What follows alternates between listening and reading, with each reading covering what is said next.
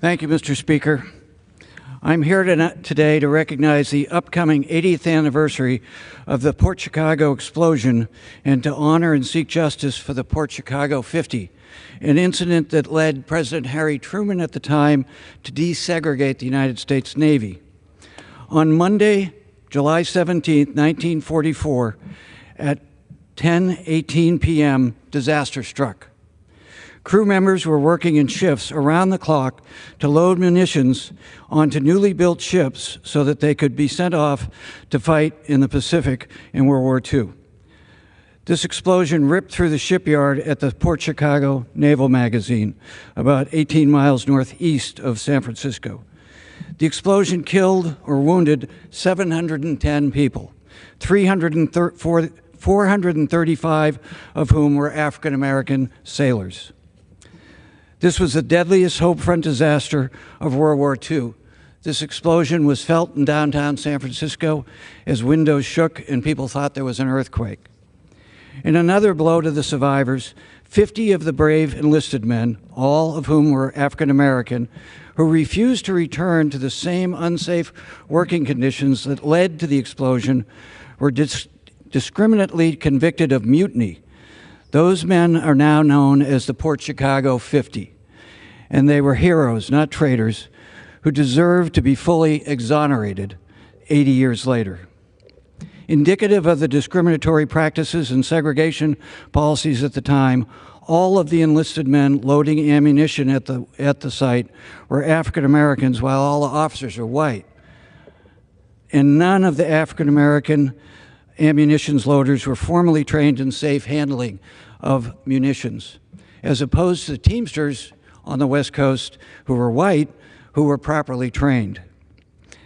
After the explosion, the survivors were in a state of shock, troubled by the vivid memory of the horrible explosion in which so many of their friends had died. The day after the explosion, about 200 of the black enlisted men helped with the cleanup operation. One survivor recalled, "I was there the next morning. We went back to the dock.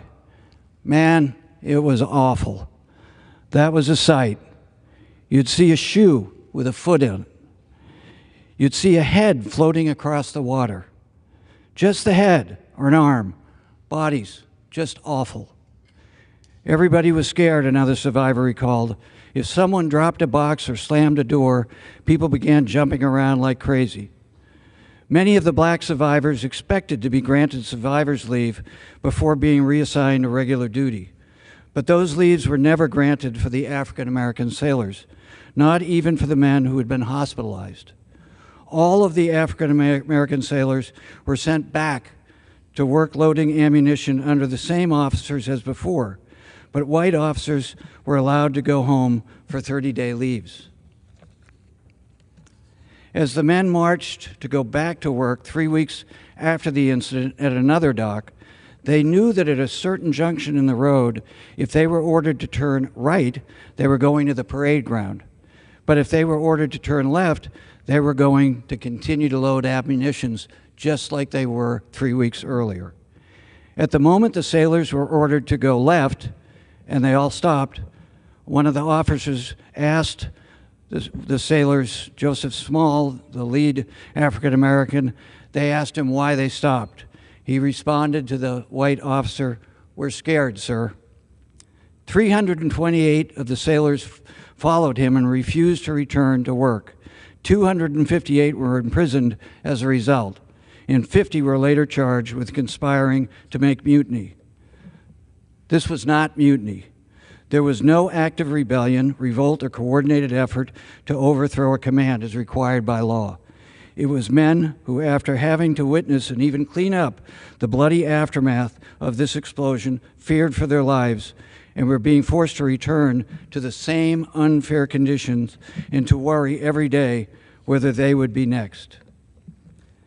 Thurgood Marshall, who ultimately became involved in their trial on Treasure Island in San Francisco Bay for the Port Chicago 50, once said, "What's at stake here is more than the rights of my clients.